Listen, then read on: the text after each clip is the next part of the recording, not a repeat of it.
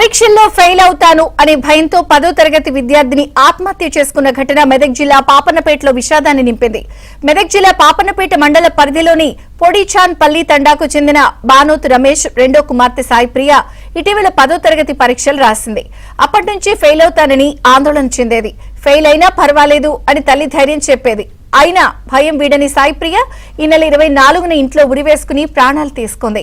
అయితే బుధవారం విడుదలైన 10వ తరగతి ఫలితాల్లో సాయిప్రియ 480 మార్కులతో ఫస్ట్ క్లాస్ లో పాస్ అయింది. దీంతో కూతుర్ని తలుచుకుని ఆ కుటుంబం మరోసారి తల్లడిల్లిపోతోంది.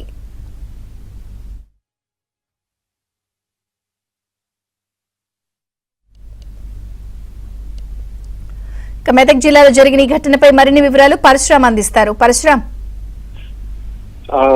మెదక్ జిల్లా పాపన్నపేట మండలం పొడిచాన్పల్లి తండాకు చెందినటువంటి సాయిప్రియ కొద్ది రోజుల క్రితం ఆత్మహత్య చేసుకోవడం జరిగింది. ఆమె ఇటీవల జరిగినటువంటి 10వ తరగతి పరీక్షల్లో ఫెయిల్ అవుతాననే ఆ దిగులతోటి ఆ పరీక్షలు రాసినప్పటి నుంచి కూడా ఇంట్లో దిగులుగా ఉండేది. ఈ క్రమంలో తల్లిదండ్రులు కూడా ధైర్యం చెప్పడం జరిగింది. అయినప్పటికీ కూడా ఇంట్లో ఎవరూ లేని సమయంలో చూసి ఆమె ఉరి వేసుకుని ఆత్మహత్య చేసుకోవడం జరిగింది. అయితే నిన్న విడుదలైనటువంటి 10వ తరగతి ఫలితాల్లో సాయిప్రియ ఫస్ట్ క్లాస్ లో పాస్ అవడం చూసి తల్లిదండ్రులు మరోసారి ఆమెను తలుచుకుని దుఃఖ సాగరంలో మురిగారు.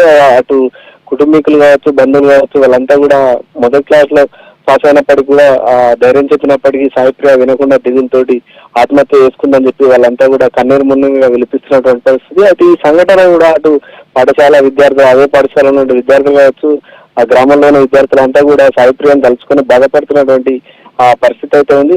తమ కూతురు మరోసారి గుర్తుకు వచ్చిందని చెప్పి కూడా వాళ్ళంతా కూడా తల్లడిల్లుతున్నటువంటి పరిస్థితి ఉంది. అయితే ఆ కుటుంబీకులు, బంధువులు, అదేవిధంగా ఉపాధ్యాయులు కూడా ఓదార్చడం జరిగింది. Okay Parashuram, thank you.